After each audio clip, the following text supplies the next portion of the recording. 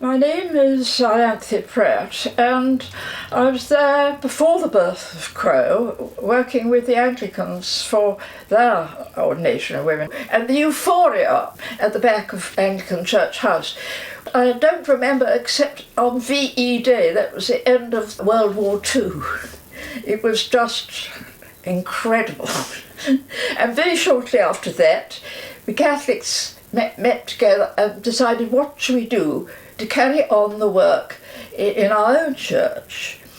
And we brought in Anglicans with experience who advised us very strongly that it should be a single issue organisation, because there were various organisations like Catholic Women's Network, St John's Alliance, who were involved in all sorts of issues concerning women, but they weren't prepared to get rid of everything and just work on this issue. So that was how Crow, Catholic Women's Ordination, started up. Ianthe, tell me, why is this issue so important to you? Because I think the church is extremely imbalanced when the insight and values of women are not taken into account. Tell me what you think the church is missing by not having women priests. The understanding, empathy and experience of women.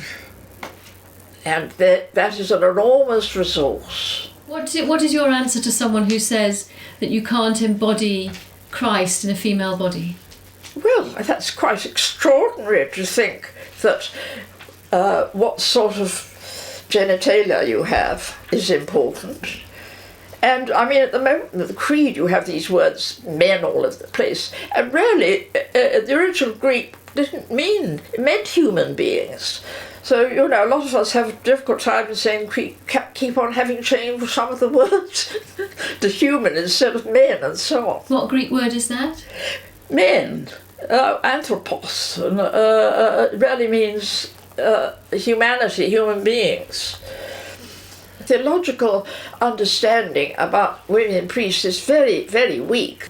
The major theologians don't believe in that. It's a sort of house theology, if you know what I mean. Tell me about some of your experiences campaigning. What have been the highlights that you can think of? When the Pope came to London, it was decided by Crow to spend practically our last penny on hiring 40 central London buses with the great banner, Pope Benedict ordain women now. Now, I think that was far more important than a few people gathering on a piazza of a cathedral with banners and having arguments with people, because it got over to people that this was what was wanted and made people think. And I think that was a very good use of our resources. Have there been any other ways in which you've tried to raise issues within the church? Well, quite a long time ago, must be about 30 odd years ago, my husband and I started up Lumen Religious Books Trust. Originally our idea was to cross-fertilise radical ideas across the churches, but fairly soon we began to realise that this whole issue of women was so important. My husband was very well behind me on this, so that we have been concentrating on the women's issue, and a library I have here is probably one of the biggest on the interface of women and religion and intergender studies. Do you think women should be priests in the church as it is at the moment? When we first started Crow, we put first aim was to women to be ordained, and then after that there should be a complete rethinking of what it was to be a priest.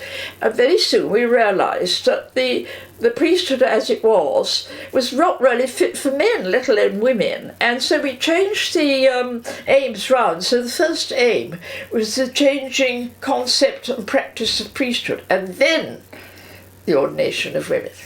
Tell me what your vision of a priest is. Someone who is an empowerer and not gone on power. Do you think the ordination of women will happen? I think it won't come about for some time, but I'm a great believer you must sow seeds, but don't worry too much about reaping. And I'm quite sure, I mean, looking back over the history of things, how much has actually changed. And also, more and more people aren't taking the sort of party line. I do think it's very important that people don't give up but should go on.